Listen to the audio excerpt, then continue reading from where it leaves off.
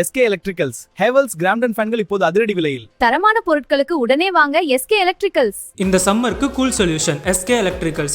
Fans மற்றும் water ஹீட்டர்களின் அரசன் SK Electricals summer cool offer. Fan brands Crompton, Havells, Usha, Orient Electric, Autumnberg, Superfans, Remy, Polar, V-Guard, Polestar, Almanad.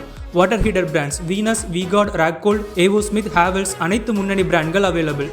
Crompton high speed fan ரூபாய் 1550 மட்டும். Showroom locations NSC Bose road, Govindappa street corner, Parrys. Anna Salai, Spencer Plaza அருகில் mega showroom. Adyar telephone exchange அருகில் T Nagar. Offer உள்ளவரை மட்டும். SK Electricals, quality and trust since years.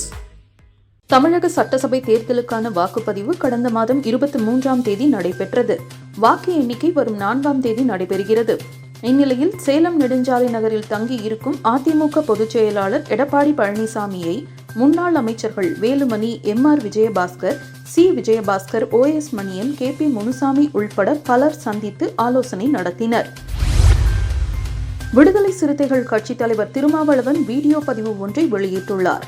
அதில் நாம் போட்டியிடாத பிற தொகுதிகளில் நம்முடைய தோழமை கட்சிகளின் வேட்பாளர்களுக்கு தேர்தல் பணியாற்றியதில் ஒரு சில தொகுதிகளில் தோழர்கள் ஒற்றுமையாக இருந்து பணியாற்றவில்லை என்கிற தகவல்கள் வந்துள்ளன.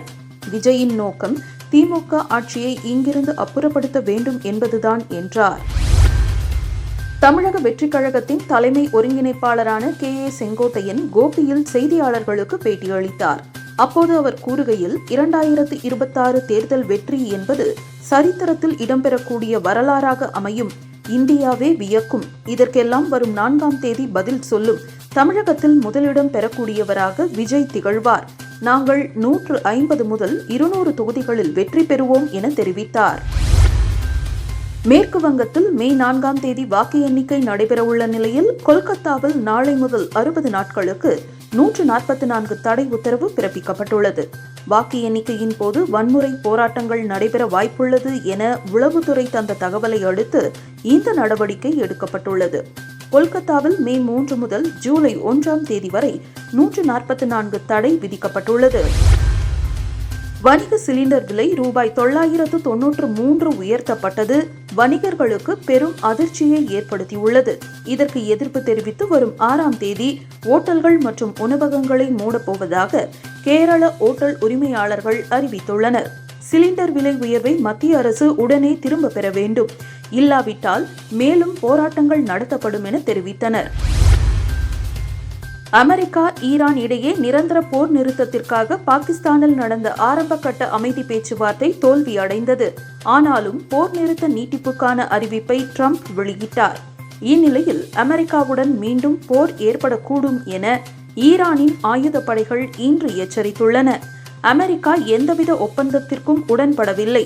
இரு நாடுகளுக்கும் இடையே போர் நிறுத்த ஒப்பந்தம் எதுவும் ஏற்படவில்லை என தெரிவித்தது.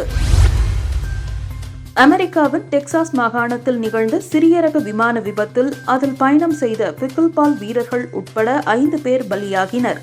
தொழில்நுட்ப கோளாறு காரணமாக விமானம் கட்டுப்பாட்டை இழந்து கீழே விழுந்து நொறுங்கியதாக தகவல் வெளியானது. IPL கிரிக்கெட்டில் நேற்று நடந்த 43வது லீக் போட்டியில் டெல்லி, ராஜஸ்தான் அணிகள் மோதின. இதில் டெல்லி அணி அபார வெற்றி பெற்றது. இதன் மூலம் டெல்லி அணி 4 வெற்றியுடன் 8 புள்ளிகள் பெற்று 6வது இடத்துக்கு முன்னேறியது. பஞ்சாப் கிங்ஸ் முதலிடத்திலும், RCB 2வது இடத்திலும், சன்ரைசர்ஸ் ஐதராபாத் அணி 3வது இடத்திலும் உள்ளன. சென்னை அணி 7வது இடத்தில் உள்ளது.